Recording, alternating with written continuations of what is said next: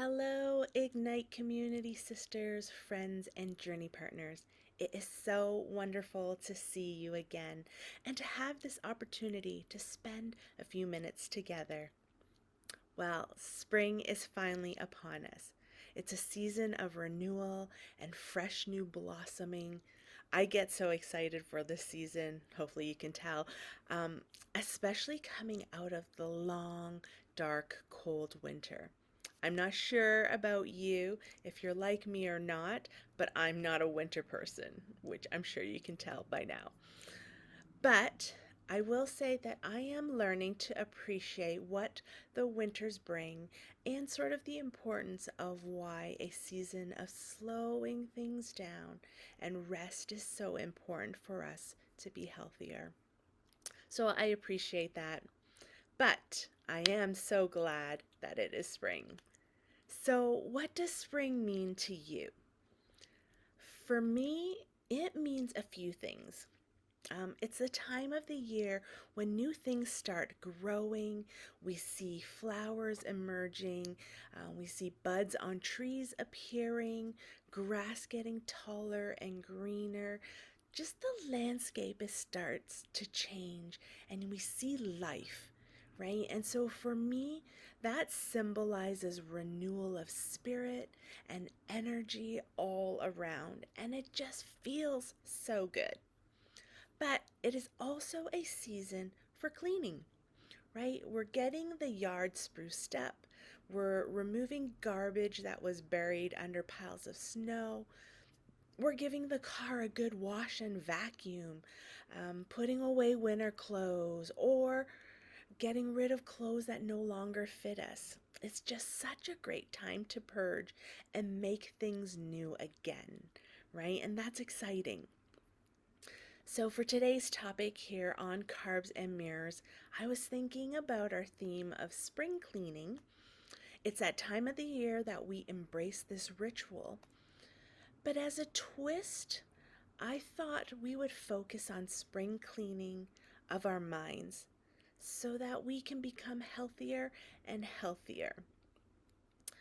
I believe in order for us to be healthy and vibrant, we also need to do a bit of cleaning of our minds, our thought processes, our perspective, and some of those sound bites in our heads that we allow to reside between our ears, right?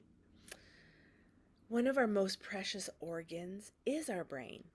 I think it's an area that we often can take for granted, I think, because it's so complex and because we don't fully understand how it works. At least that's my perspective on it. It's such a fascinating and yet completely mind blowing how complex this organ actually is. What we don't realize, though, a lot of time is that this organ also needs some occasional fine tuning, adjusting, cleaning, purging, and refinement, like our closets. I think often of we'll think to do juice cleanses for our digestive system, but we don't do a cleanse for our brain per se. Now, don't be alarmed or scared. The kind of cleanse I'm talking about doesn't require a lobotomy or anything invasive at all, I promise. The cleanse that I'm speaking about is actually far more simpler to do, but often not done because it's not easy stuff. I know for myself, this was something I avoided for a long time. I think because it just requires us to get real with ourselves, and a lot of times we don't want to do that. The cleanse I'm thinking about is the process of release and let go. So now, in the heart centered circles and workshops that I lead and facilitate through Danielle Laporte, we do an exercise called the Stop Doing List. And in this exercise, the main purpose is to bring awareness to the elements of our lives that are just getting in the way of our peace and our higher purpose. So, for our purpose today, I'm going to lead you through a few journal prompts for you to consider and just get started in that thinking process.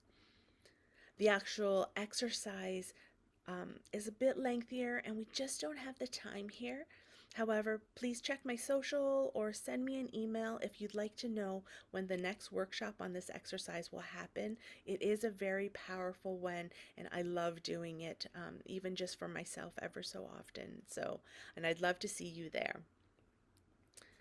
So, for spring cleaning of our minds, I'd like to offer the following prompts for you to consider journaling about and just working through and start getting the process going.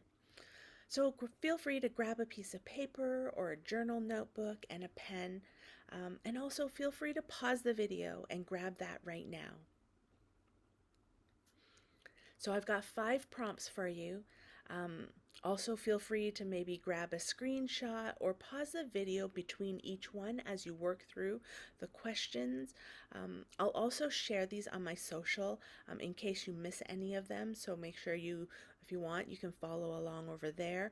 And I'm also going to try something new today. I'm going to do a screen share and we'll see how this goes. Fingers crossed. Here we go. Just give me a second here. There. And just, okay. I hope you can see that all.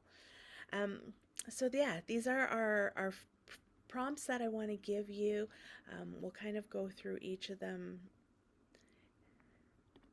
So the first one is, what is no longer bringing you joy? I want you to release and let go of that. Um, and this could be activities, it could be interactions, or it could be commitments or social groups, anything that is no longer bringing you joy. I'd like you to consider releasing and let go.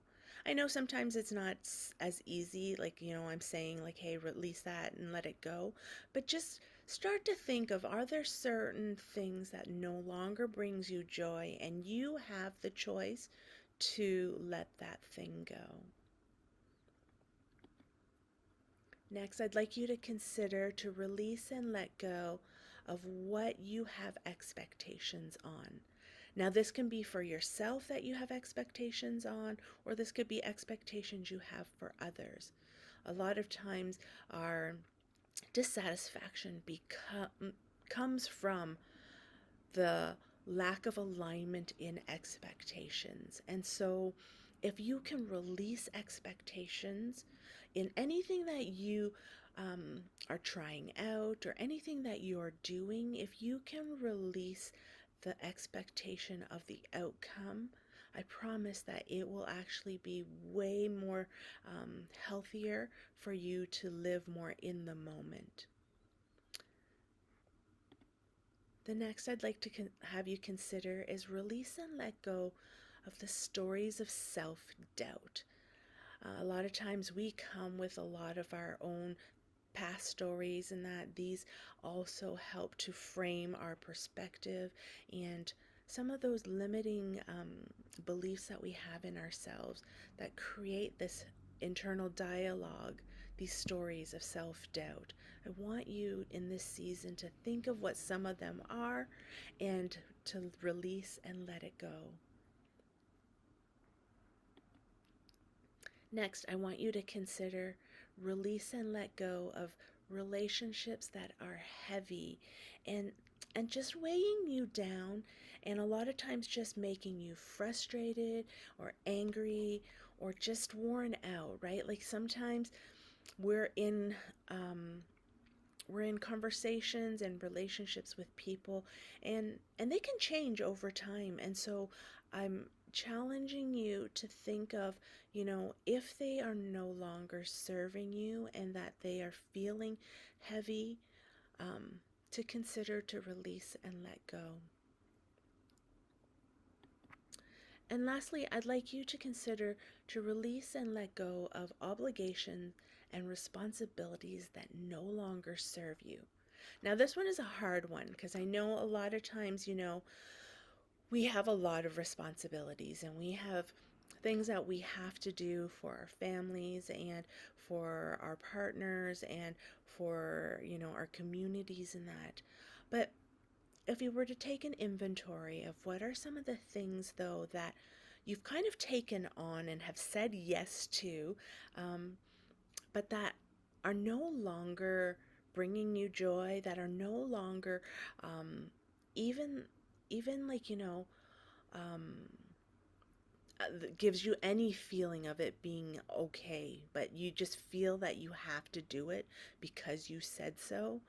I want you to consider the possibility that you have a choice, and that in order to release and let go of that. And so I think the more and more that we can release and let go, hopefully you can make this more of an ongoing practice, um, that is done at least like twice a year, right? Like I think the springtime and the fall are great seasons, in order to do this because they energetically and naturally just perfectly align with this process. Um, and so, yeah, I just love for you to consider that. I'm going to stop sharing my screen now. And so, yes, here we are. Okay. Hopefully that was helpful, just to kind of, you know, to give you something new to consider.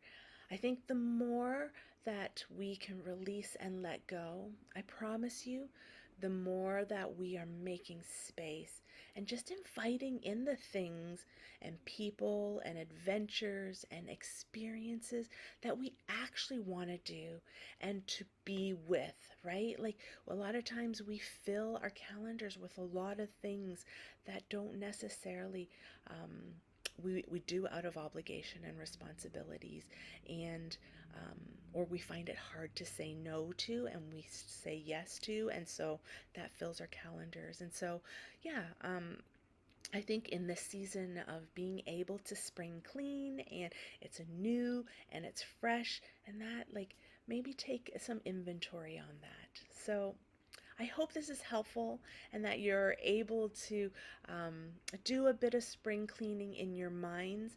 And so until next time, remember, I'm cheering you on because I believe in you. And so if you enjoyed today's content, please don't forget to hit the subscribe button below and to like, comment, and share this episode with a friend who you think might need to hear today's message. Also, while you're in the channel, don't forget to check out all the other amazing speakers and teachers who share their knowledge and hearts with you. So to connect with me personally and to keep the conversation going, or to find out more about my upcoming workshop offerings and retreats, you can find me on Instagram at ms.alicia.ha, or feel free to email me at carbsandmirrors, all one word, at gmail.com. All the details can be found in the description below. Again, thank you so much for joining me, and I can't wait to hang out with you on another episode of Carbs and Mirrors. Take care.